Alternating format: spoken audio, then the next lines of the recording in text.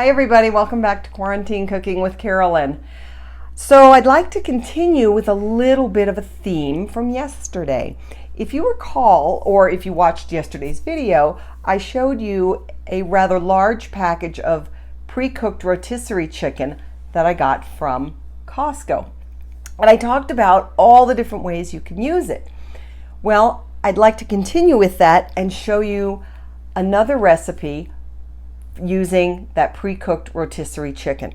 I'm going to show you how to make sesame broccoli chicken today. And what's really unique about this recipe is that it does call for pre-cooked chicken and frozen broccoli. Now, why that's important is if you've got those two things in your refrigerator or freezer, you are halfway there, because this recipe does not call for a lot of other fancy ingredients. Most of these ingredients you probably have in your pantry. The only exception might be the chili garlic paste, or the sambal oelek. And I've shown you this before, and I'm not even sure if I'm saying that right, but if you can't find that, you can use chili garlic sauce, which is similar. It's not the same, but it's quite similar. This one has more garlic, and that's the big difference between these two. So if you can get the sambal oelek, get it. If not, the chili garlic paste will be just fine. Other than that, the recipe does call for sesame oil, but I'll talk about that a little bit later. So in order to get started, we're going to make a little bit of a sauce here, and we're going to put 3 tablespoons of soy sauce in this bowl, and then 2 tablespoons of ketchup. That was a little.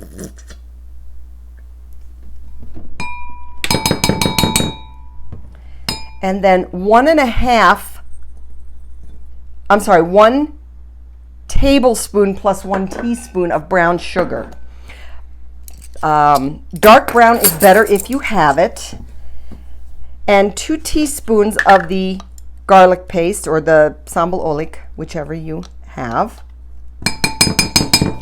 And 2 teaspoons of cornstarch.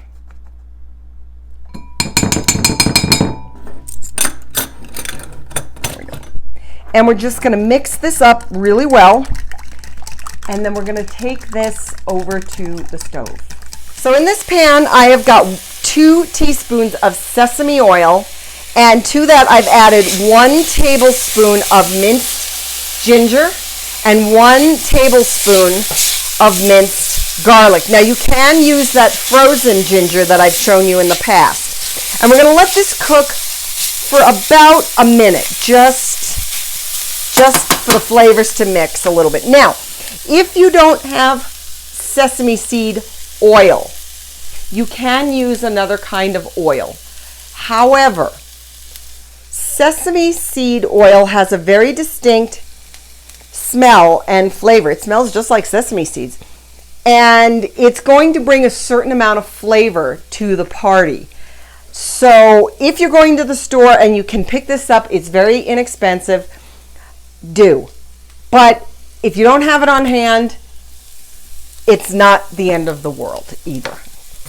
So, that being said, I'm going to go ahead and add about 12 ounces of frozen broccoli. And we're going to toss this to coat. And I'm actually using a little bit less broccoli because this is all I had on hand. And I don't need that much. It's 2 of us. So no big deal, right?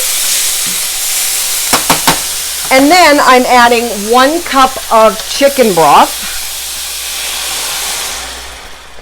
Like that. And we're going to put a lid on this. We're going to turn the heat up. And we're going to let this simmer for about 5 minutes. It's been about 5 minutes and the broccoli looks really good.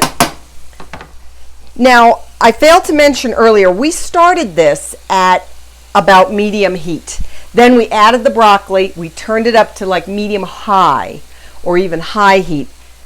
And now we are going to add about 8 ounces or so of the cooked chicken.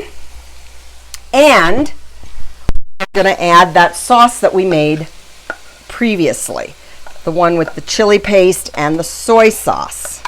Try to get all of that in there.